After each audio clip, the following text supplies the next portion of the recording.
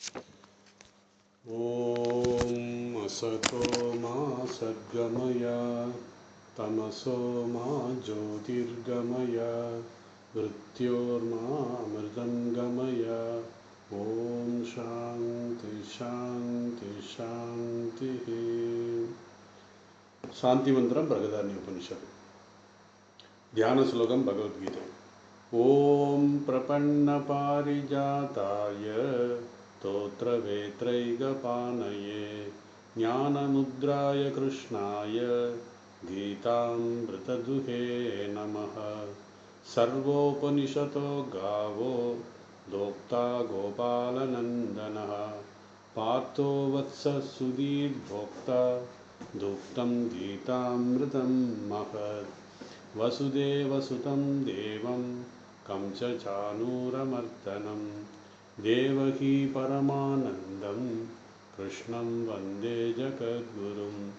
मूकं करोति वाचालं पङ्गुं लङ्घयते गिरिं यत्कृपातमहं वन्दे परमानन्दमाधवम्।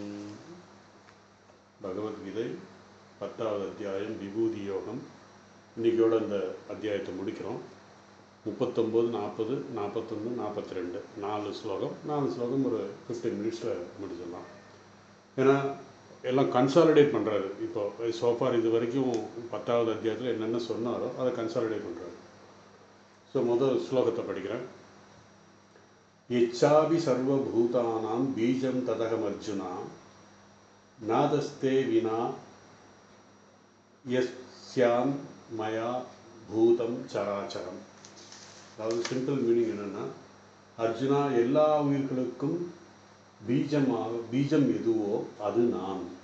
என்னை என்று இந்த ஸ்தாவர ஜங்கமம், அதாவது சராச்சரம்ங்கிறது ஜாவர ஜங்கமம், அசை உயிருள்ளது உயிரற்றது அப்படின்னு பொருள். வாழ்வது ஒன்றுமே இல்லை, அதாவது பகவான் இல்லாமல் எதுவுமே இல்லை அப்படிங்கிறத சொல்கிறார். இது வரைக்கும் கிட்டத்தட்ட 75க்கு மேலே இது நானாக இருக்கிறேன், அது நானாக இருக்கிறேன் அப்படின்னு சொன்னார். இங்கே எங்கெங்கெல்லாம்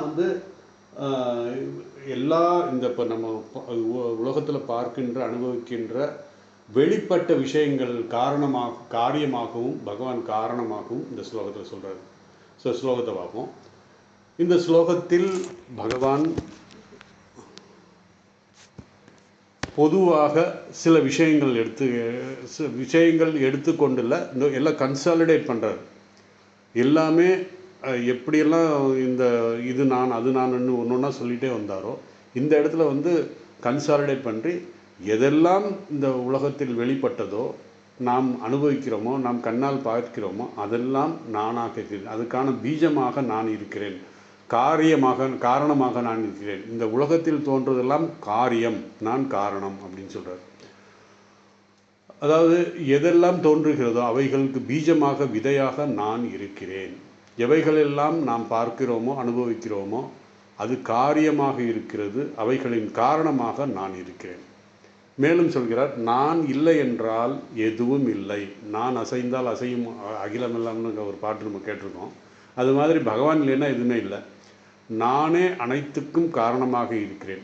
அப்போ சொல்லிவிட்டு அப்போ ஸ்லோகத்துக்கு பார்த்தீங்கன்னா, எச்சாபி சர்வபூதானாம் பீஜம் தத். அதாவது சர்வபூதானம்னு எல்லா ஜீவராசிகளும் படைப்புக்கு காரணமான விதையாக நான் இருக்கிறேன். இங்கு விதை என்பது காரணம், அதுதான் சொல்கிறது. தத்துனா அது. அகம் அர்ஜுனா, அது நானாக இருக்கிறேன். அந்த பீஜமாக காரணமாக நான் இருக்கிறேன் அர்ஜுனா அப்படின்றார். இந்த அகண்ட பிரபஞ்சத்தில் எது காரணமாக பீஜமாக இருக்கிறதோ அந்த காரணமாக நான் இருக்கிறேன். நாம் பார்க்கின்ற இந்த காரியம் அதாவது இந்த உலகத்தில் நம்ம பார்க்குறோம், எல்லா விதவிதமான விஷயங்கள் இருக்குது. அந்த காரியத்திற்கு 2 இது இருக்கணும்னு சொன்னார். அதாவது நம்ம ஏற்கனவே இது 7வது அத்தியாயத்தில் பார்த்தோம். எந்த ஒரு காரியத்திற்கும் 2 காரணம் இருக்க வேண்டும். அதில் ஒன்று உபாதான காரணம், 2வது நிமித்த காரணம் அப்படிங்கிறத நம்ம பார்த்துருக்கோம். நிறையா 9வது அத்தியாயத்திலையும் பார்த்துருக்கோம், 8, 7லையும் பார்த்துருக்கோம். உதாரணமாக பானை என்று ஒன்று இருந்தால் அதில் களிமண் உபாதாரண காரணமாக இருக்கிறது, பிறகு அதை செய்த குயவன் நிமித்த காரணமாக இருக்கிறான் என்று நம்ம பார்த்தோம். அதே போல் இந்த உலகத்திற்கு, உலகம் என்ற காரியத்திற்கு, ஏன்னா அது வெளிப்பட்டது, நம்ம உலகம் நம்ம பார்க்குறோம், உலகத்தை அனுபவிக்கிறோம். அந்த வெளிப்பட்ட காரியத்திற்கு யார் நிமித்த காரணம், யார் உபாதான காரணம் என்றால் இரண்டுமே நானே அப்படின்னு சொல்லி பகவான் சொல்றார். ஆக இந்த 10, 11 அத்தியாயத்தில் நமக்கு என்ன அறிவை நமக்கு பகவான் கொடுக்கிறார், என்ன நோக்கம் அப்படின்னா, பகவான் தான் உபாதான காரணமாகவும் நிமித்த காரணமாகவும் இருக்கிறார் என்பதை இந்த 2 அத்தியாயம் நமக்கு நினைவுபடுத்துகிறது, உறுதிப்படுத்துகிறது. ஏற்கனவே 7வது அத்தியாயத்திலையும் 9வது அத்தியாயம் பார்த்தாலும் இங்கே உறுதிப்படுத்துகிறது. அதனால்தான் பகவான் நானே பீஜம், நானே நிமித்த காரணமாகவும் நானே உபாதான காரணமாகவும் இருக்கிறேன். அதே நேரத்தில் பகவான் சொல்கிறார், நான் இல்லை என்றால் எதுவுமே இல்லை அப்படின்னு சொல்லிட்டு 2வது லைனில் சொல்கிறாரு. 2வது லைனில் தத் 2வது ந தத் அஸ்தி வினா யத் ஷ்யான், யத் ஷ்யான் அப்படி பிரிக்கணும். யத் தனியாக ஷ்யான் தனியாக பிரிக்கணும். மயா பூதம் சராச்சரம். பூதம் என்றால் நமக்கு தெரியும், ஜீவராசிகள் அல்லது வஸ்துக்கள்னு சொல்லலாம். சராச்சரம், ஏன்னா இந்த இடத்துல வஸ்துக்கள் ஜீவராசிகள் ஏன் சொல்கிறேன்னா, சரா அச்சரம், நகர்கின்றன உயிர் உள்ளது, அசையாத மற்றும் அசையாதன்னா உயிரற்றது அப்படின்றது. ஸோ உயிருள்ளதும் உயிரற்றதும் அப்படி நம்ம எடுத்துக்கணும். அப்படி இருக்கின்ற இந்த பூதங்கள் சராச்சரம், சரமாகவும் அச்சரமாகவும் இருக்கிறது. அது மயாவினா, நான் இல்லாமல் ந அஸ்தி, அவைகள் இல்லை. காரணம் உபாதான காரணமும் நிமித்த காரணமும் பகவான் தான். அதனால் பகவான் இல்லைன்னா எப்படி அதை செய்வாங்க, எப்படி அது உருவாகும், அது எதுவும் காரணமே கிடையாது. அதனால் நான் இல்லைன்னா எதுவுமே இல்லை. சராச்சரம் சொல்கிறார். மயாவினா, நான் இல்லாமல் இல்லைன்னா அஸ்தி. இந்த உலகத்தில் சராச்சரம் எது இருக்கிறதோ, அதாவது எது இருக்கிறதோ அது, அதாவது இந்த சரம் அச்சரம் என்று ரெண்டும் இருக்கிறது. நம்ம இந்த உலகத்தை 2ஆக பிரிக்கலாம். ஒன்று உயிருள்ளது உயிரற்றது அப்படின்னு பிரிக்கலாம். அந்த ரெண்டுமே நான் இல்லாமல் இல்லை. இதனுடைய பொருள் என்னன்னா, இந்த உலகத்தில் உள்ள அனைத்திற்கும் நானே உபாதான காரணம், பிறகு நானே நிமித்த காரணம் என்று இந்த அத்தியாயத்தில் முக்கியமான கருத்தை பகவான் இங்கு சொல்கிறார். ஏன் பகவான் இந்த அத்தியாயத்தில் 75 உதாரணங்கள், 75க்கும் மேற்பட்ட உதாரணங்கள் சொன்னார்? ஏன்னா மலையை எடுத்துக்கிட்டிங்கன்னா மேருமலையாக நான் இருக்கிறேன், உயர்ந்த சிகரத்துக்கு எடுத்துக்கிட்டோம்னா அதுவும் இமயமலையாக நான் இருக்கிறேன், அதே மாதிரி குதிரைகள் எடுத்துக்கிட்டோம்னா நான் அஸ்வனாக இருக்கிறேன். இப்படி ஒன்று ஒன்றா சொல்லிட்டே வந்தார். இப்படி 75க்கு மேலே உதாரணங்கள் எடுத்து சொன்னார். அதற்கான ஏனென்றால் அதெல்லாம் பார்க்கும்போது நமக்கு பகவானுடைய ஞாபகம் வரணும் அப்படிங்கிறதுக்காக. இந்த உபாதான காரணம் நிமித்த காரணம் நம் மனதில் நிலைத்து நிற்க வேண்டும் என்பதற்காகத்தான் திருப்பி திருப்பி பகவான் இந்த 75க்கு மேற்பட்ட உதாரணங்கள் நமக்கு சொன்னார். புத்திக்கு ஒரு பயிற்சியாக, புத்தியில் ஒரு பயிற்சியாக பகவான் இதை சொல்கிறார். நமக்கு எல்லாம் புத்திக்கு ஒரு பயிற்சியாக பகவான் இதை சொல்லியிருக்கார். இனி அடுத்து 40வது ஸ்லோகம். ந அந்தமஸ்மி மம திவ்யானாம் விபூதீனாம் பரந்தப ஏஷாம் தத் உத்தேசதக புரோக்த விபூதே விஸ்தரோ மயா. அதாவது இந்த ஸ்லோகத்தில் என்னுடைய பெருமைகளுக்கு ஒரு முடிவே கிடையாது. அதாவது இந்த பரந்தபா அப்படிங்கிறதுக்கு என்னன்னா, எதிரிகளை வாட்டுபவனே, என்னுடைய சொரூப திவ்ய விபூதி, என்னுடைய திவ்ய சொரூபத்துக்கு முடிவே இல்லை. என் விபூதி விரிவுகளில் ஒரு சிறு என்னால் அதாவது இப்போ நான் சொன்ன இது வரைக்கும் இந்த 75க்கு மேற்பட்ட சொன்னீங்கன்னா, என்னுடைய விபூதியில் ஒரு சின்ன ஒரு அம்சம் தான் நான் சொல்லியிருக்கேன் அப்படின்னு பகவான் சொல்கிறார். ஒரு சிறு இதுதான் நான் சொல்லியிருக்கேன், கீரல் சிறிய ஒரு இதுதான் சொல்லியிருக்கேன். இன்னும் நிறைய இருக்குது. அதனால் இப்போ இந்த ஒரு சாப்டர் முழுவதுமே சொன்னது பூராமே விபூதிகள் இவ்வளவு தான், இவ்வளோ 75க்கு மேலே சொல்லிவிட்டு அப்புறம் சொல்கிறாரு, நான் இன்னும் சொல்லிகிட்டே போகலாம், ஆனால் அதுக்கு ஒரு முடிவே கிடையாது அப்படின்னு சொல்லி இந்த ஸ்லோகத்தை சொல்கிறார். ஸோ அர்ஜுனன் நினைக்கிறான், பகவான் விபூதியை சொல்லிக்கிட்டே இருக்கார், திடீர்னு நிறுத்திட்டாரே, ஏன் சொல்ல நிறுத்திட்டாரு அப்படிங்கிறத அர்ஜுனனுடைய நினைக்கலாம். ஆனால் அர்ஜுனன் மகிழ்ந்தேன். ஏன்னா இந்த விபூதியெல்லாம் கேட்கும்போது அர்ஜுனுடைய மனம் எப்படி இருந்தது? மகிழ்ந்தேன்.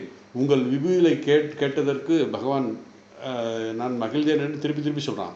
அதுக்கு பகவான் என்னுடைய விபூதிகள் அளவற்றது.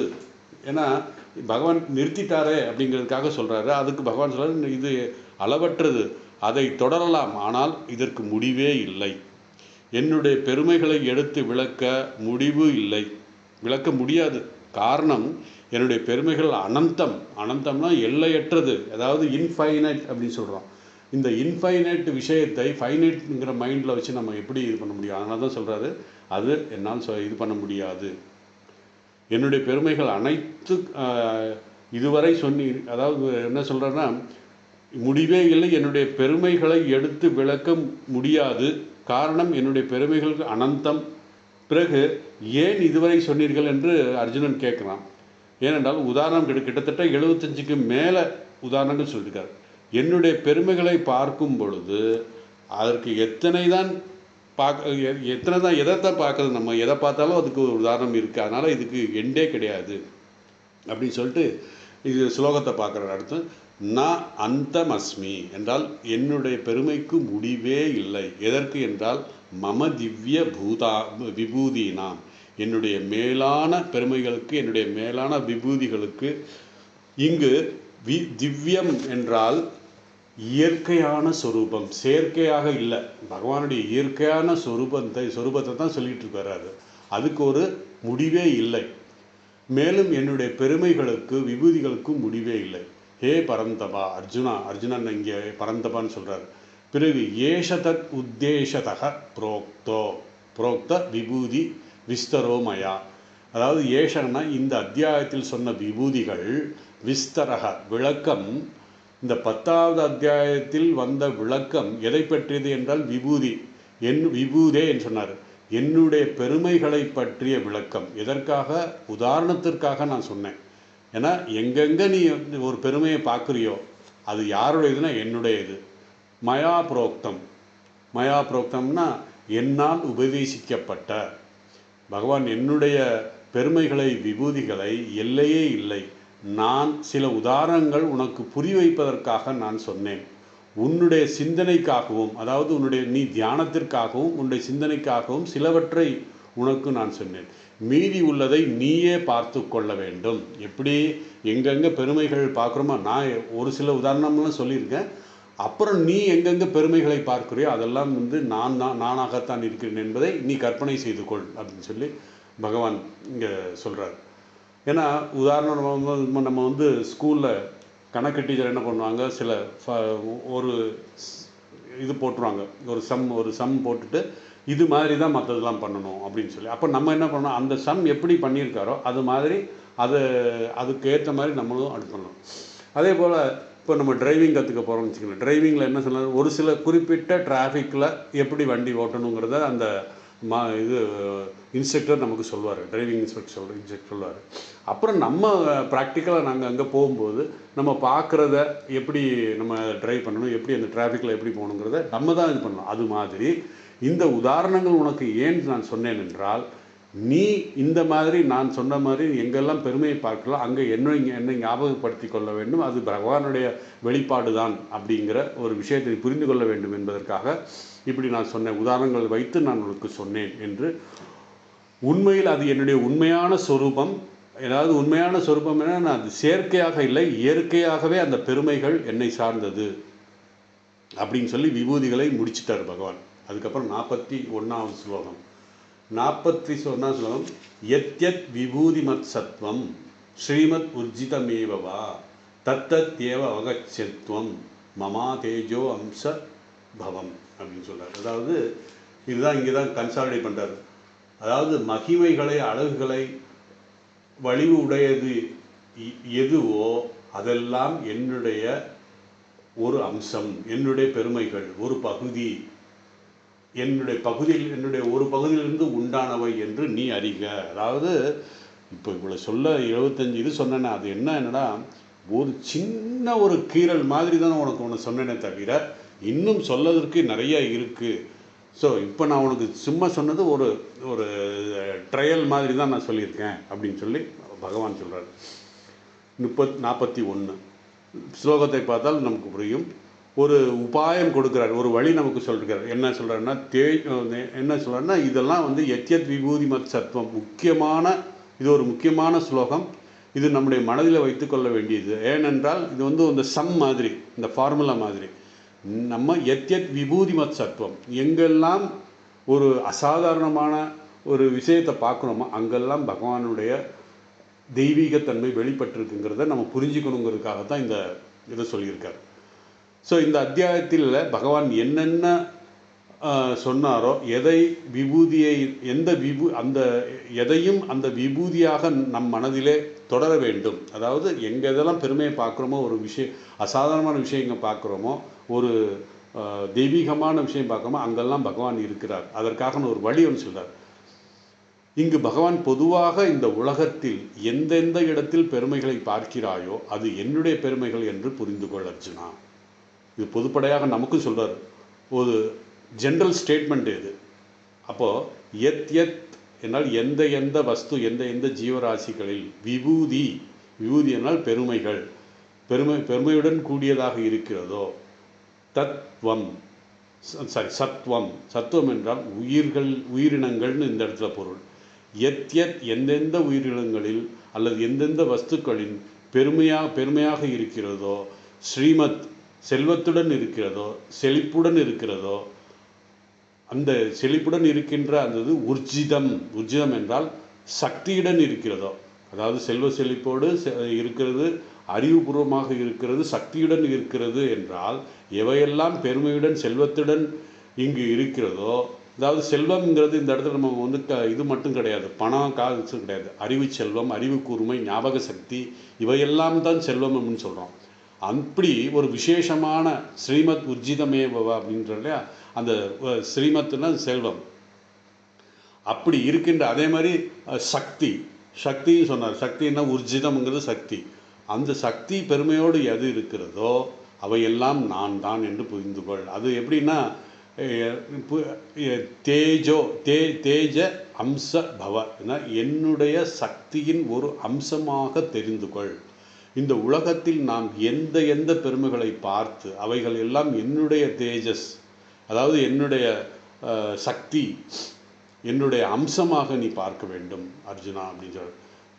அந்த அம்சம்னா ஒரு சின்ன எத்தனையோ இது இருக்குது, அதில் ஒரு சின்ன அம்சமாக இருக்கிறது. அதாவது நம்ம உடம்புல எத்தனையோ 3 ட்ரில்லியன் செல் இருக்காங்க, அந்த செல்லில் ஒன்று தான் நான் சொல்லியிருக்கேன், இன்னும் எத்தனையோ இருக்குது. இந்த உலகத்தில் எதையெல்லாம் பார்க்கிறோமோ, பெருமையை பார்க்கிறோமோ, அவையெல்லாம் ஈஸ்வரனுடைய தான் என்பதை புரிந்து கொள். இதைத்தான் சாஸ்திரம் சொன்ன விஷயம். அதாவது சாஸ்திரத்தில் இதை சொல்லப்பட்டிருக்கிறது. இதை நாம் புரிந்து கொள்ள வேண்டும். சாஸ்திர அவதாரணம் அப்படின்னு சொல்ல, சாஸ்திரம் சொல்கிறது சத்தியமே என்பதை நாம் புரிந்து கொள்ள வேண்டும் அப்படின்னு சொல்லிட்டு அடுத்து 42 கடைசி ஸ்லோகம். இந்த ஸ்லோகத்தில் அதவா பகுனைதேன கிம் ஞாதேன தவ அர்ஜுனா விஷ்டபியாமகமிதம் கிருஷ்ணம் ஏக அம்சேன ஸ்திதோ ஜெகத். அதாவது அர்ஜுனா, இதை பலவிதமாக பகுத்தறிவால் உனக்கு ஆவதென்ன. அதாவது பகவான் ராமகிருஷ்ணன் சொல்கிற மாதிரி இதெல்லாம் நம்ம இப்படி பிரித்து பார்த்து எத்தனையோ பெருமைகள் இருக்குது, அதெல்லாம் நீ பார்த்து ஆராய வேண்டிய அவசியம் இல்லை. எனது ஒரு அம்சத்தால் உலக அனைத்தும் தாங்கி இருக்கிறேன் அப்படின்னு சொல்கிறாரு பகவான் ராமகிருஷ்ணர். ஒரு கதை சொல்லுவார், நம்ம வந்து மாந்தோப்புக்கு வந்திருக்கோம் அப்படின்னா நல்ல சுவையான மாங்கனியை நம்ம சாப்பிட்டுட்டு நம்ம என்ஜாய் பண்ணுவே தவிர எத்தனை காய் இருக்குது, எத்தனை மரம் இருக்குது, எத்தனை செடி, எத்தனை இலை இருக்குது, எத்தனை கிளை இருக்குன்னு பார்க்கக்கூடாது அப்படின்னு சொல்கிற மாதிரி இந்த அம்சங்களை என்னுடையதுன்னு அம்சம்னு நீ புரிஞ்சுக்கோ, அவ்வளோதான். அதனால் எத்தனை இருக்குன்னு அதை போய் ஆராய்ச்சி பண்ணாத அப்படின்னு சொல்லி இந்த ஸ்லோகத்தில் பகவான். ஸோ 42வது ஸ்லோகத்தில் பகவான் ஸ்லோகத்தில் இந்த அத்தியாயத்தோடு முடிக்கிறாரு. இப்படி இந்த விஷயத்தின் மூலம் இந்த உலகத்தில் அறிவதனால் எனக்கு என்ன கிடைக்கும். இப்போ 75க்கு மேலே உதாரணங்கள் சொல்லியிருந்தீங்க. அந்த உதாரணத்தில் எல்லாம் இந்த உதாரணத்தை எடுத்துக்கொண்டு நான் இந்த உலகத்தை வரும்போது எனக்கு என்ன பெனிஃபிட் அப்படின்னா, இது ஆன்மீக ரீதியாக உனக்கு பெருமை இருக்கிறது. என்ன காரணம், என்ன இருக்கிறது, என்னுடைய சிறிய அம்சத்தினால் இந்த உலகம் வெளிப்பட்டிருக்கிறது என்பதையும் நீ புரிந்து கொள்ள வேண்டும். உண்மையில் இவைகள் எல்லாம் மாயா சொரூபம் என்பதையும் நீ தெரிந்து கொள்ள வேண்டும். இதை கடந்து நான் நிர்குணஸ்வரூபமாக இருக்கிறேன். ஆக நம்ம பார்த்தது இந்த சொன்ன 75க்கு மேற்பட்ட பெருமைகள் பார்த்தது என்னுடைய மாயின் சொரூபம் என்பதை சொல்கிறார். அதவா என்றால் இந்த அத்தியாயத்தில் முடிப்பதற்காக சொல்கிறார், பகுனைதேன அதவா பகுனைதேன அப்படின்னா பகுன அதாவது பல வகையான இவைகள் எல்லாம் ஞாதேன தெரிந்து கொள்வதால் உனக்கு என்ன கிடைக்கும் என்றால், அப்போது பகவான் சொல்றால், இந்த விபூதிகளை பெருமைகளை தெரிந்து கொண்டால் உனக்கு மோட்சம் கிடைக்கும். மோட்சம் அதாவது மோட்சத்துக்கான ஒரு படி இது. அதாவது எப்படின்னா, இன்னும் சித்தி அதெல்லாம் அடையணும். நமக்கு என்ன ட்ரைனிங், நம்ம மைண்டு ட்ரெயின் பண்ணுறோன்னா, எங்கெல்லாம் பெருமையை பார்க்கிறோம் அங்கெல்லாம் பகவானுடைய தெய்வீகத்தன்மை பார்த்துக்கோ. அப்போது உனக்கு அந்த டிவினிட்டி, அந்த இறைத்தன்மை உனக்கு எப்போவுமே ஞாபகம் இருக்கும். அதனால் மோட்சத்திற்கு இது ஒரு படிங்கிறார் பகவான். இந்த பெருமைகள்லாம் தெரிவதெல்லாம் என்ன பயன்னு கேட்டனால, மோட்சத்துக்கு ஒரு படி, மோட்சம் அல்ல. இவை எல்லாம் என்னுடைய அம்சம். இனி ஒரு அம்சம் நிர்குண சொரூபம் இருக்கிறது என்பதையும் நீ தெரிந்து கொள்ள வேண்டும். அதுக்கப்புறம் 2வது விஷ்டபிய அகம் இதம் கிருஷ்ணம் ஏக அம்சேன ஸ்திதோ ஜெகத். விஷ்டபியம்னா வியாபித்திருக்கின்ற, என்னால் வியாபித்திருக்கின்ற இந்த உலகம். கிருஷ்ணம் அப்படின்னா இந்த அனைத்து உலகமும், முழு உலகமும், முழு ஜெகத்தும், இந்த முழுமையான ஜெகத்தும் உலகத்தை நான் எப்படி வியாபித்திருக்கிறேன்? ஏக அம்சேன, என்னுடைய ஒரு சிறு அம்சத்தினால் வியாபிக்கப்பட்டிருக்கிறது. அப்போ இந்த உலகமே நம்ம பார்க்கின்ற, நம்ம அணுகின்ற இந்த உலகமே ஒரு சிறு அம்சம் அப்படின்னா இன்னும் அவருடைய பெருமைகள் எவ்வளவு இருக்குங்கிறத நம்ம கற்பனை பண்ணிக்கணும். அப்படி அப்படி இந்த உலகத்தை நான் என்னுடைய சின்ன ஒரு அம்சத்தினால் நான் இந்த ஜெகத்தை தாங்குகிறேன். ஆகவே ஒரு அம்சம் இந்த அகில பிரபஞ்சமும் அப்படின்னா மீதம் உள்ளது என்னங்கிறத மீதம் உள்ளது இந்த பிரம்மஸ்வரூபம். உண்மையிலே இந்த மாயா சுரூபத்திற்கு நான் அப்பாற்பட்டவன். அந்த ஈஸ்வர சுரூபம், பிரம்மஸ்வரூபம் அப்பாற்பட்டவன். இவ்வாறு பகவான் தன்னுடைய சகுண பிரம்மத்தையும் இந்த அத்தியாயத்தில் நான் இன்ட்ரடக்ஷன் பண்ணும்போது சொன்னேன். இந்த அத்தியாயத்தில் பகவான் நிர்குண ஸ்வரூபத்தையும் சகுண ஸ்வரூபத்தையும் ரெண்டையுமே சொல்கிறார் என்று சொன்னேன். இனி 11வது அத்தியாயம். இது ஒரு மிக ஆச்சரியமான ஒரு அத்தியாயம். இந்த அத்தியாயத்தில் எப்படியோ பகவானுடைய அருளால் நம்ம 10வது அத்தியாயத்தை முடிச்சிட்டோம். விபூதி யோகத்தை நிறைவு செய்து விட்டோம். இப்பொழுது மிக அதிசயமான 11வது அத்தியாயத்தை பார்க்க போகிறோம். அதுக்கு பெயர் விஸ்வரூப தரிசன யோகம்.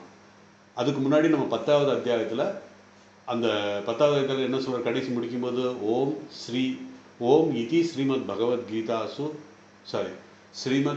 பகவத்கீதாசு உபனிஷத்சு பிரம்ம வித்யாயாம் யோக சாஸ்திரே ஸ்ரீகிருஷ்ண அர்ஜுன சம்வாதே விபூதி யோகோ நாம தசமோத்தியாயா 10வது அத்தியாயத்தை சொல்கிறார். ஸோ இந்த ஸ்லோகங்கள் எல்லாம் எப்படின்னா, ஒரு உபனிஷத்து எப்படி சொல்கிறதோ, பிரம்ம வித்யை கற்றுக்கிறதுக்காக பிரம்மசூத்திரம் என்ன சொல்கிறதோ, அதே போல் யோகசாஸ்திரமும் பகவத்கீதை படிப்பதுனால நமக்கு என்னென்ன உபனிஷத் படித்த மாதிரி ஆகிடுது.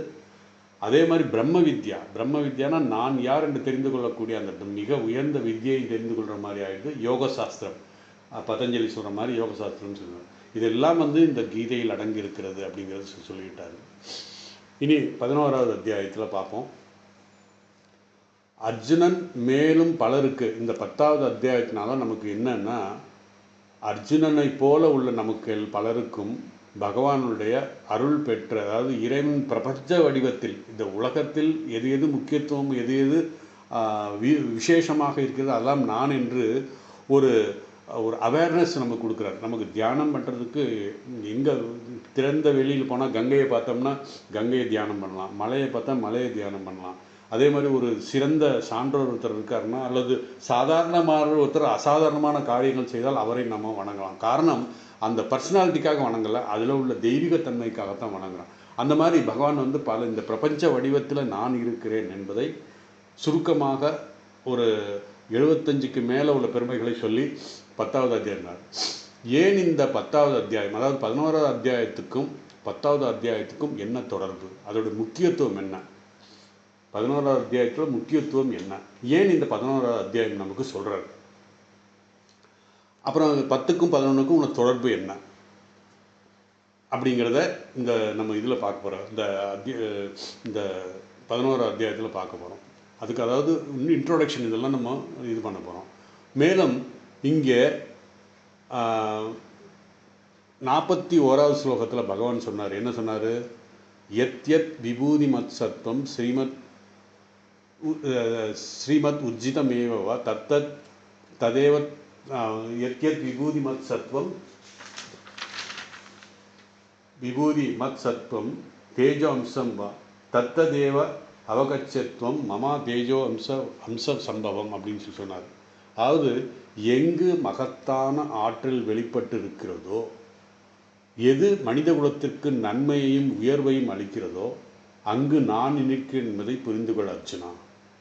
என் அளவற்ற கற்பனைக்கு எட்டாத தெய்வீக இயல்பில் ஒரு சிறு அம்சம் இந்த நிகழ்வில், அதாவது இந்த 75 பெருமைகளை நான் சொன்னேன், இன்னும் நிறைய இருக்குது, அல்லது அந்த ஒரு குறிப்பிட்ட நிகழ்வில் இருக்கின்ற அந்த தெய்வீகத்தன்மை அல்லது ஒரு மனிதரால் வெளிப்படுகின்ற அந்த தெய்வீகத்தன்மை, இதை நாம் புரியணும். கற்பனை கெட்டாத தெய்வீக இயல்புகளில் ஒரு சிறு அம்சம்தான், என்னுடையது சிறிய அம்சம்தான்.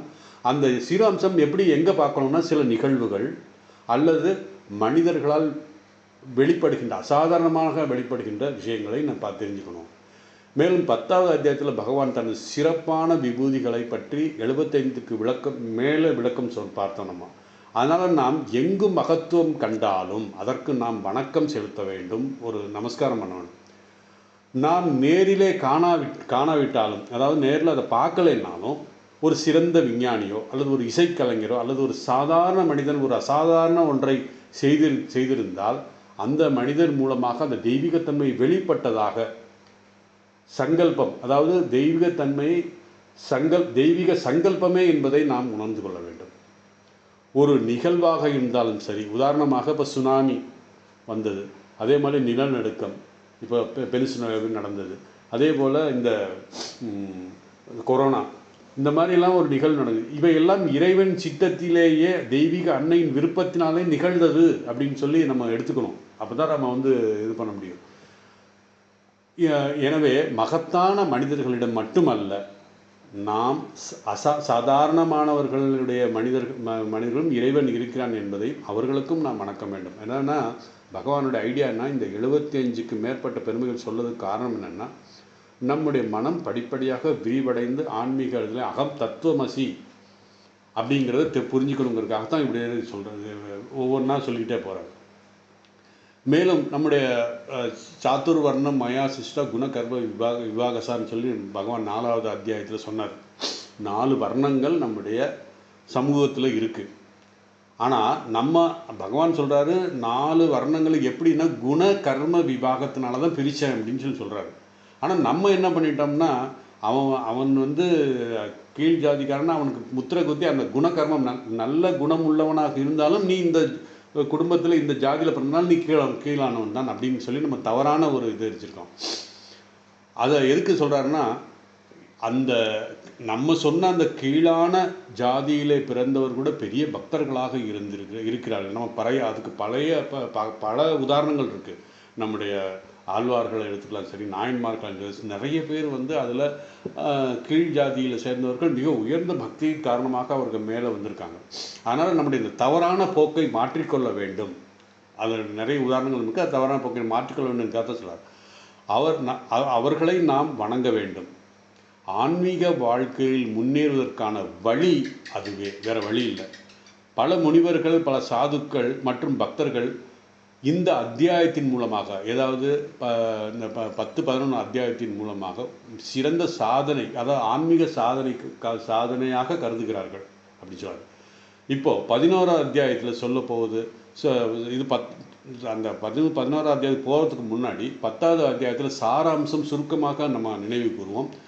பகவத்கீதையிலே 10வது அத்தியாயத்தில் அர்ஜுனன் வேண்டுகோளுக்கு இணங்க பகவான் கிருஷ்ணர் தாம் எத்தனை விதங்களில் இந்த உலகத்தில் வெளிப்படுத்தினார் என்பதை விளக்கினார். அதற்கு பதிலாக பகவான் கூறுகிறார், உண்மையிலே இந்த முழு பிரபஞ்சமும் நான் தான், இந்த முழு பிரபஞ்சத்தின் வெளிப்பாடே நான் தான்.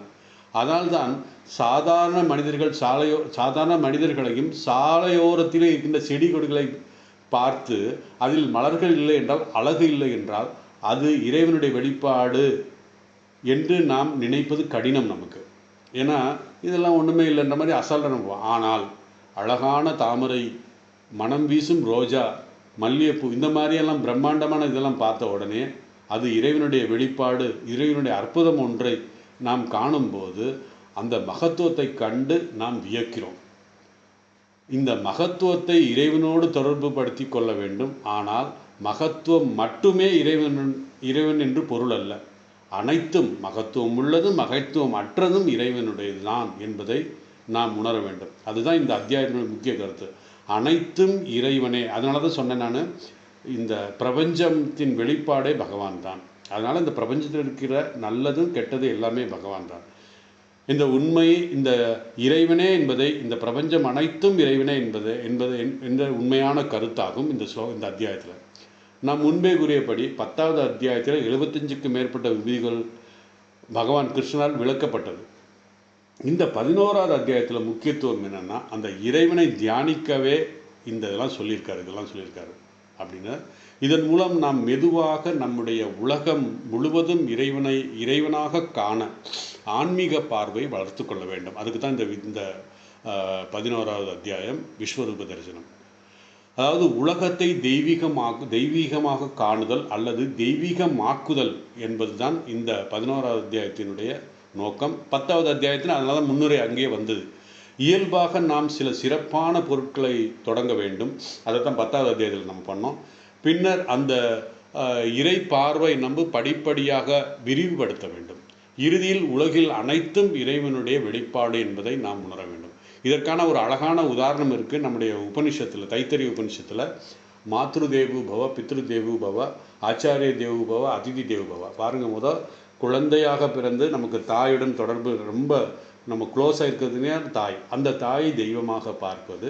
பிறகு நம்மை பாதுகாப்பவர் தந்தை, அவரை தெய்வமாக பார்ப்பது. பிறகு நமக்கு வழிநடத்துபவர் குரு, அவரை தெய்வமாக பார்ப்பது. பிறகு அதிதியாக, இப்படி தாயை தெய்வமாக, தந்தை தெய்வமாக, குருவை தெய்வமாக, விருந்தினரை தெய்வமாக பார்த்து இதன் மூலம் ஆன்மீக பார்வை படிப்படியாக விரிவாக்கப்பட வேண்டும். முதலில் நம்மை நேசிக்கும், நம்மை காக்கும், நம்மை இறைவனிடம் நடத்தி செல்லும் இப்படிப்பட்டவர்களை நாம் தெய்வமாக பார்க்கிறோம். பின்னர் இதோடு நிற்காமல் நம்மோட தொடர்பு உள்ளவர்கள் அனைவரையும், குருவையும் விருந்தினரையும் இறைவனாக பார்க்கிறோம்.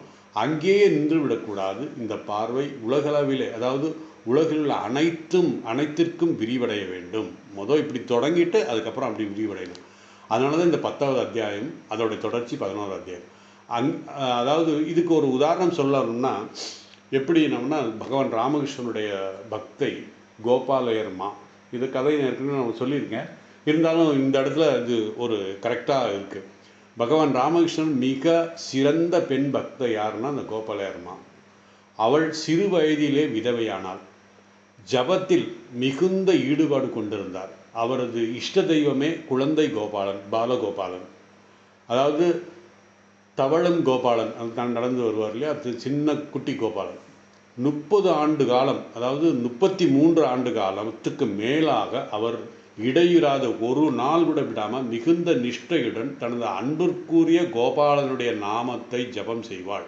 முழு நாளையும் அதில் செலவிடுவாள். அப்படி ஜபத்தை முடித்த பிறகு, அதாவது இப்படி 33 வருடம் இந்த மாதிரி இருந்தாங்க. ரொம்ப நிஷ்டையோடு ஸ்ரத்தையோடு ஜபம் செய்வாங்க. ஒரு நாள் காலையிலே ஜபத்தை முடித்த பிறகு பகவான் அங்கே அவங்களுடைய வீட்டிலேயே, கோபாலயர்மாவுடைய வீட்டிலேயே பகவான் ராமகிருஷ்ணருடைய காட்சி கிடைக்குது. பின்னர் பாலகோபாலனையும் தரிசிக்கிறார். அந்த குழந்தை கோபாலன் பல அன்பான இனிய தெய்வீக விளையாட்டுகளை காட்டுகிறான்.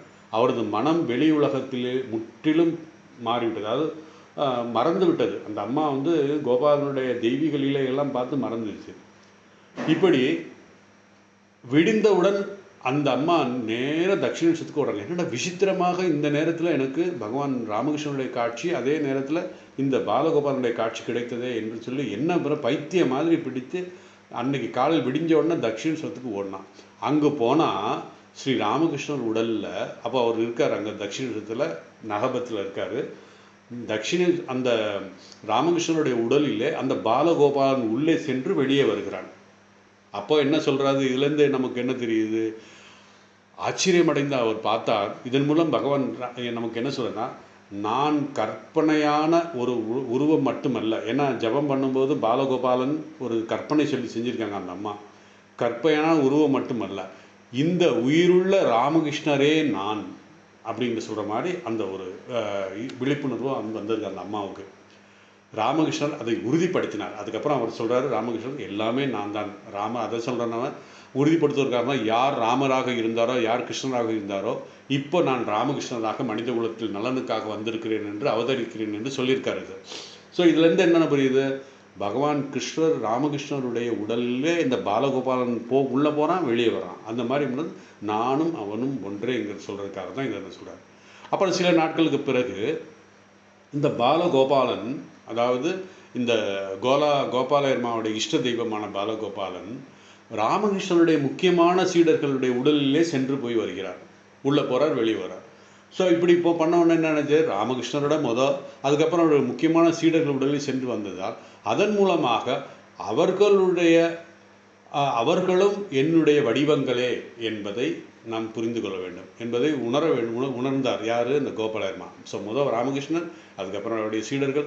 அதுக்கப்புறம் ஓரிரு மாதத்துக்கு அப்புறம் அங்கே கல்கட்டாவில் பாணிஹாட்டி என்ற ஒரு இடம் இருக்குது. அந்த இடத்துல தேர் திருவிழா மிக விசேஷமாக நடக்கும். ஒவ்வொரு வருஷமும் பகவான் ராமகிருஷ்ணன் அங்கே போவார். அப்போது இந்த கோபாலயர்மாவும் வந்தாங்க. வந்து பார்ப்பாங்க, வந்தாங்க. இந்த விழாவில், அந்த தேர் திருவிழாவில் கலந்துக்கிட்டாங்க. அப்போது தன்னுடைய இஷ்ட தெய்வமான கோபாலன் விஸ்வரூப தரிசனத்தை வெளிப்படுத்தினார்.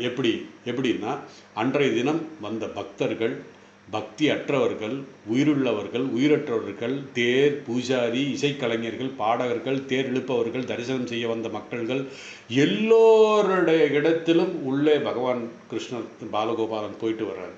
அப்போ என்னாச்சு? பிரபஞ்ச தரிசனம் அப்படின்ற மாதிரி. அதாவது இந்த தரிசனத்தின் மூலமாக அந்த கோபாலயர்மா பிரபஞ்ச தரிசனம் எல்லாமே பகவான் தான் என்ற ஒரு உண்மையை புரிந்து கொண்டார். இந்த அனுபவத்தினுடன் கோபாலயர்மாவின் ஆன்மீக சாதனை நிறைவடைந்தது அப்படின்னு சொல்லி நம்முடைய அந்த அம்மாவுடைய பயோகிராஃபி இருக்குது. அதாவது பகவான் ராமகிருஷ்ணன் தே லிவ்டு வித் காட் அப்படின்னு சொல்லி அதில் இந்த இதெல்லாம் இருக்குது. எல்லாமே பிரம்மம், எல்லாமே இதுதான் நம்முடைய லட்சியம். அந்த லட்சியத்தை அடைந்து விட்டார்கள். இது முழுமையான முக்தி அடைந்தார் என்று நம்ம சொல்லலாம். இதுவே இந்த அத்தியாயத்தினுடைய நோக்கம். ஏன் நம்ம பகவானுடைய பெருமைகள் 75 சொன்னார்னா, எங்கெல்லாம் நம்ம பார்க்கணுமோ அங்கெல்லாம் வரணும். அதெல்லாம் இறைவன் தான், எல்லாமே இறைவன் தான் என்பதை நாம் உணர வேண்டும் என்பதற்காகத்தான் இதெல்லாம் ஒன்று ஒன்றா நம்ம பார்த்துட்டு இருக்கோம். ஸோ அதே மாதிரி இந்த அத்தியாயத்தின் நோக்கம் பகவான் கூறுகிறார், ஒரு தனிப்பட்ட வெளிப்பாட்டிலிருந்து தொடங்கி படிப்படியாக மாத்ரு தேவபவ பிஸ்து தேவபவ பண்ண மாதிரி படிப்படியாக அதை நாம் இறுதியிலே விஸ்வரூப தரிசனம். இதுதான் இந்து மதத்தினுடைய லட்சியம். இது இந்து மதத்தினுடைய சாஸ்திரங்கள் இது உதவுகிறது. அதாவது நம்முடைய தர்மசாஸ்திரம் எல்லாமே எப்படி தாய், தந்தை, குரு, வேந்திரன் மட்டுமல்லாமல் மலை, நதி, மரம், செடி, கொடி, விலங்குகள், பறவைகள், இப்படி எண்ணற்ற விஷயங்களும் நம்ம தெய்வீகமாக காண்கிறோம், காண முடிவு பண்ணுறோம். அதாவது தெய்வீகமாக காண முயற்சி செய்யணும் அப்படின்னு சொல்கிறார்.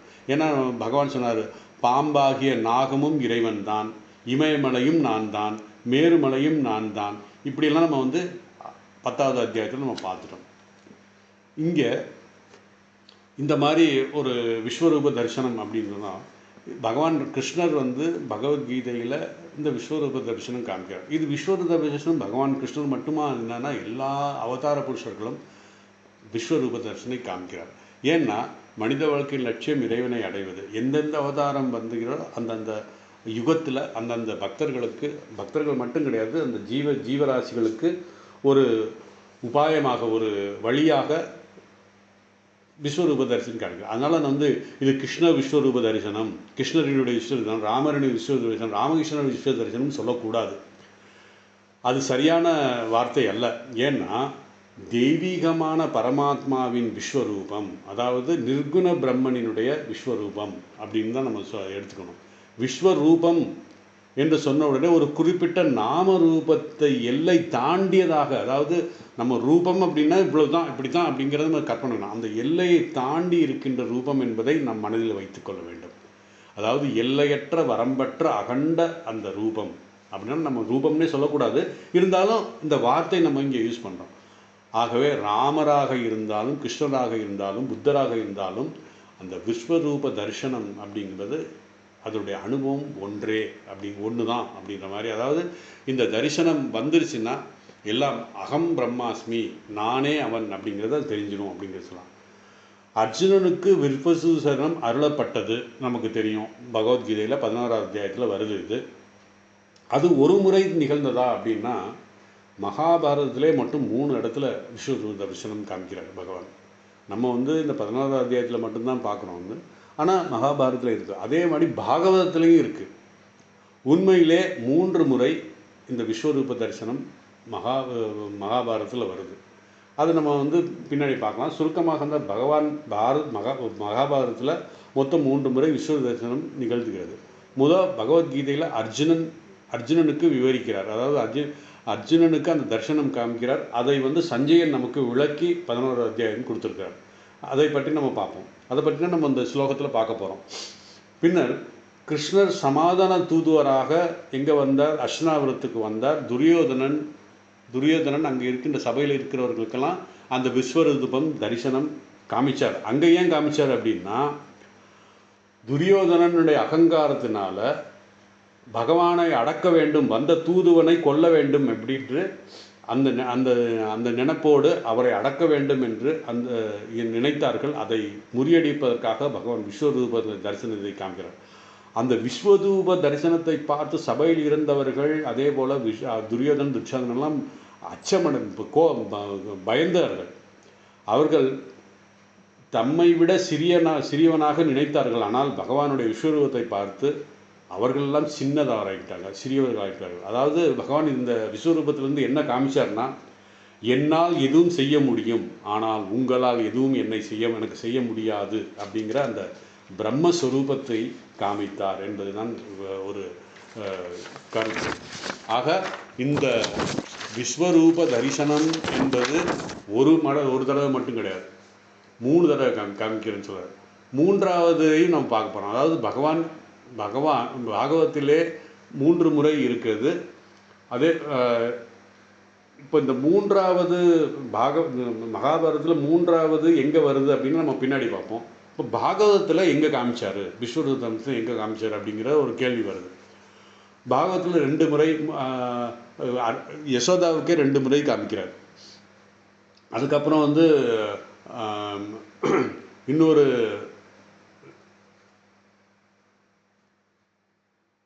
பாகவத்தில் முதல் 2 முறை உத்தங்க முனிவருக்கும் காமிக்கிறாரு. அதே போல் இன்னொரு ரிஷி மார்க்கண்டேயருக்கும் காமிக்கிறார். ஸோ பாகவத்தில் பல முறை இருக்கிறது. பாகவத்தில் யசோதைக்கு அந்த விஸ்வரூப தரிசனத்தை எப்படி காமிச்சார் அப்படின்னா, குழந்தை கிருஷ்ணனாக இருந்தபோது யசோதை பாலூட்டி கொண்டிருந்தார். திடீரென்று அந்த குழந்தைகளுக்கு இருக்கிற அந்த சுபாவத்தில் அந்த பாலகிருஷ்ணன் தன்னுடைய யசோதையுடைய மடியில் படுத்து பால் கொடுத்துக்கிட்டு இருக்கும்போது திடீர்னு அவர் கொட்டாவி வந்தது. அந்த கொட்டாவி வைக்கிறதுக்காக வாய் திறக்கும்போது யசோதை அந்த விஸ்வரூபத்தை பார்க்கிறாள். அது அண்ட சராச்சரம் எல்லாம் ஒவ்வொரு அண்டமாக வெளியே இவ்வளவு விஷயங்கள் இருக்கே. அந்த கிருஷ்ணருடைய வாயில திறக்கும்போது அங்கே உள்ள ஒரு உலகம், அந்த உலகத்துக்குள்ள ஒரு யசோதா, அங்கே உலகத்துக்குள்ள ஒரு கிருஷ்ணர் பாலகிருஷ்ணன் இருக்கிற மாதிரி அப்படி அண்ட சராச்சரங்கள் பார்த்து அந்த அம்மா அங்கேயே ஷாக் ஆகிடுது. இது ஒரு இது. அதே போல் பாலகிருஷ்ணன், அதாவது குழந்தை கிருஷ்ணன் மற்ற குழந்தைகளோடு விளையாடும் பொழுது பலராமன் மற்றவர்களுடன் விளையாடி கொண்டிருக்கும்போது ஒரு நாள் மண்ணை தின்கிறார் அப்படிங்கிற ஒரு கம்ப்ளைண்ட் வருது. இப்போ அதாவது பலராமன் உட்பட அனைவரும் யசோதையிடம் கம்ப்ளைண்ட் பண்ணுறாங்க, இந்த மாதிரி கிருஷ்ணன் மண்ணை தின்கிறான்னு சொல்லி. அப்போது கிருஷ்ணன் சொல்கிறார், கிருஷ்ணா நீ மண்ணை தின்றாயா என்று யசோதை கேட்கும்போது யாரையும் நம்பாதே, அவர்கள் அனைவரும் சொல்வது பொய், ஆதாரம் இருந்தால் ஏற்க வேண்டும் அப்படின்னு சொல்லி அந்த சூழ்நிலை சான்றுகள் போதாது. அதாவது அந்த சொன்ன சொன்ன அந்த யாரெல்லாம் சொன்னார் நம்ப வேணாம் அப்படின்னா, சரி நான் யாரையும் நம்ப வேணாம், உன் வாயை திற அப்படின்னு சொல்லி யசோதை சொல்லும்போது அவை வாய் திறந்து பார்க்கும்போது அந்த அண்ட சராசரங்கள் 2வது தடவை பார்க்குறாங்க அந்த அம்மா. ஸோ என்ன ஒரு பாக்கியம் செஞ்சுருக்காங்கன்னு தெரியல. அதே போல் மார்க்கண்டேயருக்கும் இதே போல் ஒரு மார்க்கண்டேய புராணத்தில் வருகிறது ஒரு நிகழ்வு நடக்கிறது. மார்க்கண்டேய புராணத்தில் உலகத்திற்குள் உலகம் எண்ணற்ற பிரபஞ்சங்களை பார்த்து அவரும் சமாதி அடைந்தார். அதாவது அவருடைய இது நின்று போச்சு அப்படின்னு, அதாவது தன்னுடைய தன்னுடைய இதை அந்த பார்த்த ஆச்சரியத்தில் அது ஷாக் ஆகிட்டு இருந்தார் அப்படின்னு சொல்லி இது ஒரு புராணம், இந்த மார்க்கண்டேய புராணம் சொல்லுது. இப்படி மகாபாரதத்தில் நம்ம பார்க்கும்போதும் சரி, பாகவத்தில் பார்க்கும்போதும் சரி, பல வகையான இது இருக்குது, விஸ்வரூப தரிசனம் இருக்குது. நமக்கு வந்து 11வது அத்தியாயத்தில் இருக்கிறது மட்டும்தான் அப்படின்னு சொல்ல மாதிரி. அதே போல் பகவான் ராமகிருஷ்ணனுடைய வாழ்க்கையிலையும் விஸ்வரூப தரிசனம் இருக்கான்னா இருக்குது. அதை நம்ம பார்ப்போம். இப்போ கடைசியாக நம்ம பாகவதத்தில் பார்த்தோம் உத்தங்க முனிவருடைய விஸ்வரூப தரிசனம். அவர் சொல்கிறாரு, உத்தங்கர் என்ற ஒரு முனிவர் குருட்சேத்திர போருக்கு அப்புறம் கிருஷ்ணர் போர் முடித்துக்கப்புறம் துவாரகைக்கு திரும்பி கொண்டிருக்கிறார். வழியிலே இந்த உத்தங்க முனிவரை பார்க்குறார். பார்க்கும்போது இருவரும் உரையாடி கொண்டிருக்கிறார்கள். அந்த உரையாடலின் போது குருட்சேத்திர போரில் நிகழ்வுகளை கிருஷ்ணர் இந்த உத்தங்க முனிவருக்கு விவரிக்கிறார். அதை கேட்டதுக்கப்புறம் உத்தங்க முனிவர் கோபம் வந்துருச்சு. என்னென்னா, இவ்வளோ பெரிய போர் நடந்ததுக்கு காரணம் நீ தானே, நீ தெய்வீகமானவன், நீ பகவான் என்பது எனக்கு தெரியும், நீ இந்த போரை நிறுத்திருக்கலாமே அப்படின்னு உத்தங்க முனிவர் கோவப்பட்டு கேட்குறார். அதுக்கு கிருஷ்ணர் விளக்கம் அளிக்கிறார், அந்த போருக்கு காரணமே நான் தானே, ஏன் பரித்ராணாய சாதுனாம் விநாசாய துஷ்கிருதாம், எது 4வது அத்தியாயத்தில் பகவான் சொல்லியிருக்கார். நான் எதுக்கு அவதாரம் எடுக்கிறேன்னா, அஜோபிசன் அவ்யயாத்மா பூதானாம் ஈஸ்வரோ விதிசன் பிரகிருதிம் சுவாமதிஷாய் சம்பவாமி ஆத்ம மாயான்னு சொல்கிறாரு. அதுக்கப்புறம் இந்த ஸ்லோகம் எதுக்கு காரணம் என்னென்னா, சாதுக்களை ரட்சிப்பதற்கும் அதர்மவாதிகளை ஒழிப்பதற்கும். அதனால் காரணமே நான் தான் நான் எப்படி அதை நிறுத்த முடியும், விநாசாயிஷா துஷ்கிருதாம், தர்மத்தை ஸ்தாபனம் பண்ணுறதுக்காகத்தான் நான் அந்த போருக்கே இது பண்ணேன் அப்படின்னு சொல்லி சொன்னார். ஸோ அந்த சந்தர்ப்பத்தில் கிருஷ்ணர் உத்தங்க முனிவருக்கு அது காரணம் கேட்டவுடனே மகிழ்ந்தார். அப்புறம் உனக்கு ஒரு வரம் தருகிறேன், என்ன வரம் கேள் அப்படின்னு சொல்லி உத்தங்க முனிவர்கிட்ட கேட்குறார். அப்போது உத்தங்க முனிவர், முதல்ல உன்னுடைய விஸ்வரூப தரிசனத்தை எனக்கு காமி, நீ எப்படி நீ அர்ஜுனனுக்கு காமிச்சியோ அதே போல் என் விஸ்வரூபத்தை எனக்கு காமிக்கணும் அப்படின்னு சொல்கிறாரு.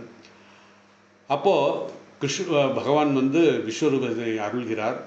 மனித மனதில் சில நேரங்களில் வந்து சந்தேகங்கள் வரும். சஞ்சய ராட்சச மகாஸ்திரம் அப்படின்னு சொல்லி, நாச மகாஸ்திரம், இந்த சஞ்சய ராட்சசம் அது வந்து ஒரு மகா அஸ்திரம் நம்முடைய மனதில் அப்படியே இதாகிடுமா. இந்த உத்தங்க முனிவருக்கும் அந்த சந்தேகம் வந்துச்சுன்னா, இவர் உண்மையிலே கிருஷ்ணர் தானா, அதாவது பகவான் தானா, இவருக்கு இவ்வளோ சக்தி இருக்கா அப்படிங்கிறது சந்தேகம் வந்துடுது. ஏதாவது திருதராஷ்டிரருடைய சபையிலே உண்மையிலே நீங்கள் விஸ்வரூபத்தை வெளிப்படுத்தினீங்களா அப்படிங்கிற சந்தேகம் அவருக்கு வருது. அதனால் வந்து அந்த காமிச்சு அங்கே அர்ஜுனனுக்கு அந்த சபையிலே துரியோதனனுக்கும் மற்ற சபையில் இருந்தவருக்கும் காமிச்ச அதே விஸ்வரூப தரிசனம், அதே மாதிரி அர்ஜுனனுக்கு காமிச்ச விஸ்வரூப தரிசனம் எனக்கு காமிக்கணும் அப்படிங்கும்போது கிருஷ்ணர் தன்னுடைய விராட் ஸ்வரூபத்தை, அதாவது பிரபஞ்ச ஸ்வரூபத்தை அந்த இடத்துல காமிச்சார். அதுக்கப்புறம் அவர் அந்த உத்தங்க முனிவர் மகிழ்ந்தார். அப்போவும் கேட்குறார் கிருஷ்ணன், உனக்கு விராட் ஸ்வரூபத்தை நான் காமிச்சேன், உனக்கு என்ன வரம் வேணும் அப்படின்னு சொல்லும்போது அப்போது உத்தங்க முனிவர் பக்தியுடன் அவர் சொல்கிறார், எனக்கு வந்து நான் பாலைவனத்தில் பெரும்பாலும் நான் பாலைவனத்தில் சுற்றிக்கிட்டு இருக்கேன், அந்த பாலைவனத்தில் தாகம் வரும் பொழுது எனக்கு தண்ணி தாகம் வரும்போது தண்ணி எனக்கு கிடைக்கணும் அப்படின்னு சொல்லும்போது அருள்கிறேன் அப்படின்னு சொல்லி சொன்னார். அதனால் அவர் கிருஷ்ணர் ஆசீர்வாதம் செய்தனால் உத்தங்க முனிவருக்கு எப்பெல்லாம் தாகம் ஏற்பட்டதோ அப்போ ஒரு மேகம் சூழ்ந்து, ஒரு வினோதமான தெய்வீகமான மேகம் சூழ்ந்து அந்த இடத்துல மழை பெய்யும். அந்த மழையினால் தூய நீரை அவர் குடிப்பார் அப்படின்னு சொல்லி. அதனால் வட இந்தியாவில் சில இடத்துல பார்த்திங்கன்னா அந்த மழை காலங்களில் உத்தங்க முனிவருடைய மேகம் என்று சொல்வாங்களாம். அது எப்படின்னு தெரியல, இந்த மாதிரி ஒரு இது இருக்குது. அதனால் ஆன்மீக நோக்கில் முக்கியமான கருத்து என்னவென்றால், நாம் எல்லோரும் இந்த விஸ்வரூப தரிசனம் அடைய வேண்டும். இதுதான் மனித வாழ்க்கை லட்சியம். விஸ்வரூபம் என்றால் என்ன? முதலில் ஒரு எப்படி அதை செய்யணும் அப்படின்னா, முதலில் ஒரு மரத்தை பிரம்மமாக காண வேண்டும், ஒரு பசுவை பிரம்மமாக காண வேண்டும், ஒரு யானையை பிரம்மமாக காண வேண்டும், கற்றறிந்த பிராமணரையும் பிரம்மமாக காண வேண்டும், ஒரு நாயையும் பிரம்மமாக காண வேண்டும், அந்த நாயின் மாமிசத்தை உண்ணும் கீழ் ஜாதிக்காரனையும் பிரம்மமாக காண வேண்டும். இதுவே சமதரிசனம் பகவத்கீதையிலே இது 4வது அத்தியாயத்தில் 5வது அத்தியாயத்தில் 18வது ஸ்லோகத்தில் சொல்லப்பட்டிருக்கு. என்ன? வித்யா வினய சம்பன்னே பிராமணே கவி அஸ்தினி சுனிச்சைவ சுபாகேச பண்டித சமதர்சனா. இப்படி நம்முடைய மனது கொஞ்சம் கொஞ்சமாக அது தெய்வீக பார்வை விரிவடையும். அது எங்கே தொடங்கணும்னா தாயிடமிருந்து தொடங்க வேண்டும் என்று சொல்லப்பட்டிருக்கிறது அந்த தைத்தரிய உபனிஷத்தில். அப்படி கடைசி என்னன்னா, வித்யா வினய சம்பன்னே பிராமணே கவி ஹஸ்தினி சுனிச்சைவ சுபாகேச பண்டித சமதர்சினகா. இதுதான் சமதர்சனம், இதுதான் விஸ்வரூப தரிசனம், இதுதான் பிரம்ம தரிசனம் அப்படின்னு சொல்றார். இதுவே நாம் ஒவ்வொருவருடைய இலக்கு, லட்சியம். முதலில் குரு, தாய், தந்தை, சில மகான்கள் பிரம்மத்தை பார்க்க தொடங்குகிறார்கள். அது மாதிரி தான் நிறைய பேர் இந்த மாதிரி பண்ணிருக்காங்க. அதனால் இந்த 10-11வது அத்தியாயம் நமக்கு தியானத்திற்காக இந்த ஸ்லோகங்கள்லாம் சொல்லப்பட்டிருக்கிறது. அந்த பார்வையில் விரிவடைய வேண்டும். இறுதியில் இந்த உலகம் முழுவதும் பிரம்மத்தை தவிர வேறு எதுவும் பார்க்கக்கூடாது, பார்க்க முடியாது. அதனால்தான் கிருஷ்ணர் தெளிவாக சொல்கிறார், இந்த சாதாரண கண்களால் இப்படி சாதாரண கண்களால் நம்ம இப்படி பார்க்க முடியுமா, நம்மளால் பார்க்க முடியலையே அப்படிங்கிற எல்லாருடைய இதுவும் இருக்குது. அதனால் சாதாரண கண்களால் இது பார்க்க முடியாது. அதற்குத்தான் பகவான் சொல்கிறார், நான் ஞான சக்ஷு கொடுக்குறேன் அப்படின்னு சொல்லி. அதாவது பக்தி கொடுக்குறேன் அப்படின்னு சொல்கிறது இன்டைரக்டாக சொல்கிறாரு. ஞான சக்ஷுன்னா தெய்வீக கண், தெய்வீக கண்ணை காமிக்கிறேன், ஆன்மீக கண். இதைத்தான் நம்ம சுவாமி ஒருத்தர் சொல்கிறாரு, ஆன்மீக கான்டாக்ட் லென்ஸ் அப்படின்னு சொல்கிறாரு. அதாவது நம்முடைய மனம் பரிபக்குவம் அடைந்தால் இந்த மனமே எல்லாமே தெய்வீகமாக பார்க்க முடியும். இப்போ ஏன் பார்க்க முடியலைன்னா, நம்மகிட்ட இருக்கின்ற கல்மிஷங்களை காரணமாக அதை பார்க்க முடியவில்லை அப்படின்னு சொல்லி. இப்போ நான் சொன்னேன், ராமகிருஷ்ணர் விஸ்வ தரிசனம் காமித்தாரா? காமித்தார், அவரும் காமித்தார். நம்ம அதை வேற மாதிரி சொல்கிறோம், என்ன கல்பத்தரு அப்படின்னு சொல்கிறோம். அது கிடையாது. கல்பத்தரு அன்னைக்கு என்ன நடந்ததுன்னா, 1886 ஜனவரி 1ஆம் தேதி ராமகிருஷ்ணர் சிலருக்கு அத்தகைய ஆன்மீக உத்வேகத்தை, அதாவது அவர்களை தொட்டு ஆன்மீகத்தை எழுச்சி பெற செய்தார். அது தெரியும் நமக்கு எல்லாருக்குமே. அதனால் அந்த பாக்கியம் அடைந்த சிலவர்கள் அதை நிலைநிறுத்தி கொள்ள முடியவில்லை. சில பேருக்கு அவர் பகவான் தொட்ட உடனே அவருடைய ஆன்மீக எழுச்சி ஆனது. ஆனால் அந்த தரிசனம் அவர்களால் நிலைநிறுத்தி கொள்ள முடியவில்லை. ரெண்டாவது, இந்த மாதிரி பகவான் ஆன்மீக எழுச்சியை செய்ததுக்கப்புறம் கூட சில பக்தர்களுடைய குணநலங்கள் மாறவில்லை. அத்தகைய அரிய தரிசனம், ஒரு ரேர் இது கிடைச்சதுக்கப்புறம் கூட அவர்களுடைய மனமோ அவருடைய பண்புகளோ உயரவில்லை, மாறவில்லை, அப்படியே தான் இருந்தது. ஆனால் இதெல்லாம் நம்ம எப்படி கணக்கெடுக்கிறது அப்படின்னா, இவ்வளவு பகவானுடைய பரிசம், அவதார புருஷனுடைய பரிசம் பட்டு கூட, அவர் தொட்டு கூட கொஞ்சம் கூட மனசு மாறலையே அப்படின்னா, இதெல்லாம் தெய்வீக லீலை என்பதை நாம் புரிந்து கொள்ள வேண்டும். இந்த விஸ்வரூப தரிசனம் என்றால் என்ன? உலகம் படைக்கப்படுகிறது, காக்கப்படுகிறது, அழிக்கப்படுகிறது, எல்லாருக்கும் தெரியும். அது எதனால? காலத்தால். இந்த காலத்தால் தான் இந்த உலகம் காலத்தில் உருவாகிறது. இந்த காலத்தினாலே இந்த உலகம் நிலைத்து நிற்கிறது, காலத்தினாலே இந்த உலகம் மறைகிறது. இதெல்லாம் கேட்கறதுக்கு நமக்கு நல்லா இருக்கு. சிருஷ்டி ஸ்திதி லயம் அப்படின்றோம். சிருஷ்டி அற்புதம், ஸ்திதி அற்புதம், ரொம்ப நல்லா இருக்கு. ஒரு குழந்தை பிறக்கிறது, எல்லாருக்கும் மகிழ்ச்சி, ரொம்ப ஆனந்தமா இருக்கு. அந்த குழந்தை உயிருடன் இருக்கும் வரை எல்லோருக்கும் மகிழ்ச்சி, ஆனந்தம். ஆனால் முதுமை, நோய், இறப்பு ஆகியவை வரும் பொழுது அவைகளால் நம்மால் தாங்கிக் கொள்ள முடியாது, அழுகிறோம். பரம விரோதியாக கூட இருந்தாலும் யாரும் ஒருவனுடைய மரணத்தில் மகிழ்ச்சி அடைவதில்லை. அது நமக்கு ஒரு சிறந்த ஒரு உண்மை. இது யாரும் மகிழ்ச்சி அடை. ஏன்? அவர் நமக்கு சம்பந்தமில்லாததாக இருந்தாலும் அத்தகைய காட்சி பார்க்கும்போது நம்முடைய மனம் சுருங்குகிறது. காரணம் என்னன்னா, அது நம்முடைய உண்மையான இயல்புகள்ல. உண்மையான இயல்பு என்ன? சச்சிதானந்தம். ஸோ ஏதோ ஒரு காரணத்துக்காக இந்த சரீரத்தை எடுத்து நம்ம இந்த உலகத்தில் வந்திருக்கிறோம். அதனால் இது உண்மையற்ற ஒரு விஷயங்கள் நம்மளால் ஏற்றுக்கொள்ள முடியாது, அதை நாம் எதிர்க்கிறோம். இந்த மரணம், இந்த நோய், இந்த இதெல்லாம் நம்ம எதிர்ப்பு, நம்மளால் அதை சகித்து கொள்ள முடியவில்லை. ஆனால் சிருஷ்டி ஓகே, ஸ்திதி ஓகே, லயம் ஏன் நம்மளால் முடியலை அப்படின்னா, நாம் எல்லாமே சகித்து கொள்ள வேண்டும். அதனால தான் பகவத்கீதையில் நம்ம பல முறை வந்து பகவான் பல ஸ்லோகங்கள் சொல்கிறார். சுகதுக்கிய சமயகத்வா லாபா லாபோ ஜெயா ஜெயோ. அதே போல் நல்லது கெட்டது எதா இருந்தாலும் சமமாக பார்க்க வேண்டும், சமமாக பார்க்க வேண்டும். இந்த சமதர்சினி, இப்போ கூட வித்யா வினய சம்பனை, இந்த சமதர்சினி சொல்கிற காரணம் என்னென்னா, எப்படி ஒரு ஸ்திதியை பார்க்குறோமோ, ஒரு இது சிருஷ்டியை பார்க்குறோமோ, அப்படித்தான் லயத்தையும் பார்க்க வேண்டும். அந்த மாதிரி மனதை நம்ம விரிவுபடுத்தி கொள்ள வேண்டும், மனதை ஆன்மீகமாக மாற்றிக்கொள்ள வேண்டும். ஏன்னா மரணம் என்பது நம்மளால் ஏற்றுக்கொள்ள முடியாத ஒன்று. மரணம் என்பது ஒரு மாற்றம்தான். என்ன சொல்கிறது, ஒரு பெர்மனண்ட் மாற்றம்தான். அதாவது இப்போ ஒன்றும் இல்லை, சின்ன குழந்தையாக இருக்கும் பொழுது வளர்கிறோம், அந்த ஃபோட்டோ பார்க்கும்போது இதுதான் நான் அப்படின்னு சொல்கிறோம். அது வந்து ரெகக்னைஸ்டு சேஞ்சு. அன்ரெகனைஸ்ட் சேஞ்சுனால் நம்ம இறந்து சாம்பலாகி போனதுக்கப்புறம் அன்ரெகனைஸ்ட் சேஞ்ச் இருந்தாலும் அதுவும் ஒரு மாற்றம் தான் அப்படிங்கிறத அவர் சொல்கிறார். ஸோ நம்முடைய இயல்புக்கு முரணானது எதையும் நாம் எதிர்க்கிறோம், அதை நீக்க முயல்கிறோம். அதனால்தான் மரணம் மகிழ்ச்சியானதாக தோன்றுவதில்லை. மரணம் ஒரு மாற்றம்தான் என்பதை நாம் புரிந்து கொள்வதில்லை. இதை நாம் புரிந்து கொள்ள வேண்டும். மரணத்துக்கு இந்த மரணமே பல வகையாக இருக்கிறது, நமக்கு எல்லாருக்கும் தெரியும். சில பேர் பார்த்திங்கன்னா நல்லா சாப்பிட்டு நைட்டு தூங்க போகும்போது நைட்டு தூங்கிட்டு நல்ல கனவுகளையும் காண்டுட்டு கடைசி காலையில் பார்த்தோம்னா இல்லை, ஏதோ ஒரு இதில் ஹார்ட் அட்டாக் ஏதோ ஒன்று இதாகி போயிடுது. இவரு நானே பல பேரை பார்த்துருக்கேன். இந்த மாதிரி ஒருத்தர் வந்து தான் 2 வீலரில் போய்கிட்டே இருக்காரு, பேசிக்கிட்டே போயிட்டுருக்காரு. கொஞ்சம் தூரத்தில் என்னாச்சுன்னா திடீர்னு அவங்க ஒரு மாதிரி வண்டி சாய ஆரம்பிச்சிச்சு. 2 வீலர் போகும்போது அப்படியே வண்டி சாய்ஞ்சிச்சு, வண்டி அப்படியே கீழே விழுந்துச்சு. வந்தது பார்த்தா ஒரு அங்கேயே 2 மினிட்ஸில் அவர் போயிட்டார். போய் ஹாஸ்பிட்டலில் கூப்பிட்டு போனால் அவர் சொல்கிறாரு மாசிவ் கார்டியக் அரெஸ்ட் அப்படின்னு சொல்லி சொல்கிறாரு. இப்போ எவ்வளோ ஒரு பேசிகிட்டே போயிட்டுருக்கும்போது நடந்தது. இப்படி ஒரு சிலர் அந்த மாதிரி வருது. அப்படி ஒரு மரணம் இருக்குது. சில பேருக்கு முதுமை வருகிறது, கொஞ்சம் துன்பப்படுறாங்க, அதை அனுபவித்து உயிரை விடுறாங்க சில பேருக்கு. சில பேர் பக்கவாதத்தில் பாதிக்கப்பட்டு பல ஆண்டுகள் துன்பப்படுகிறார்கள். அவர்கள் தனக்கும் சுமையாகவும் பிறருக்கும் அவர்கள் சுமையாக இருக்கிறார்கள். இது நம்ம பார்க்கணும், நம்ம வாழ்க்கையில் நம்ம பல பேர் பார்க்கணும். அது இல்லாமல் அவர்களுக்கு அந்த நெகட்டிவ் தாட்ஸ் வந்துடுது. கொஞ்ச நாள் அப்படி படுத்துருக்கும்போது நெகட்டிவ் தாட்ஸ், எல்லாரையும் குறை சொல்லிக்கிட்டே இருப்பாங்க.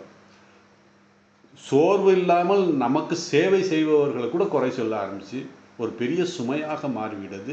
இப்படி சில பேருக்கு அந்த மரணம் வருகிறது. அந்த இப்படி பல வகையான மரணங்கள் இருக்குது. இன்னொரு வகையான மரணம் என்னென்னா, போர்க்காலங்களில் இன்னும் சில நாடுகளில் போர் கைதியாக பிடித்தப்பட்ட அந்த இவங்களை படை வீரர்களை எப்படியெல்லாம் சித்திரவதை செய்கிறார்கள் என்பதை நம்ம பல புத்தகங்களை நம்ம பார்த்துருக்கோம். அவங்க வந்து கெஞ்சினாலும் விட மாட்டாங்க. அந்த மாதிரி ஒவ்வொரு உறுப்புகளை எல்லாம் அழித்து அவர்களை சித்திரவதை செய்து இருக்கிறாங்க. இப்படி பல வகையான மரணங்கள் இருக்கிறது. அதாவது எதுக்கு என்னன்னா, இதெல்லாம் வந்து காலத்தின் அடிப்படையில், அதாவது காலம், படைப்பு காலத்தில் தோன்றுகிறது. அந்த படைப்புக்கு அப்புறம் காத்தல், அதாவது சிதி, அதுவும் காலத்தில் தோன்றுகிறது. அதே போல் லயமும் காலத்தில் தோன்றுகிறது. அது சில சமயங்களில் துன்பமாக இருக்கிறது, சில வேளையில் மகிழ்ச்சியாக இருக்கிறது, சில வேளையில் அளவிடாத துன்பமாக இருக்கிறது. மரணம் வரும்போது மிக கொடூரமான மரணம் வருகிறது. இதெல்லாம் வந்து அந்த லயத்தை நாம் ஏற்றுக்கொள்ளாததன் காரணமாக வருகிறது. அதனால் யாரும் முன்கூட்டியே நம்ம என்ன சொல்கிறது, இப்படித்தான் மரணம் வரணும்னு சொல்ல முடியாது. அதனால தான் பகவான் ராமகிருஷ்ணர் சொன்ன அந்த 4வது கட்டளை விவேக பயிற்சி நம்ம செய்யணும் அப்படிங்கிறத இதோட நான் நிறுத்துகிறேன். அடுத்த வகுப்பில் நம்ம வந்து இதை பார்க்கலாம்.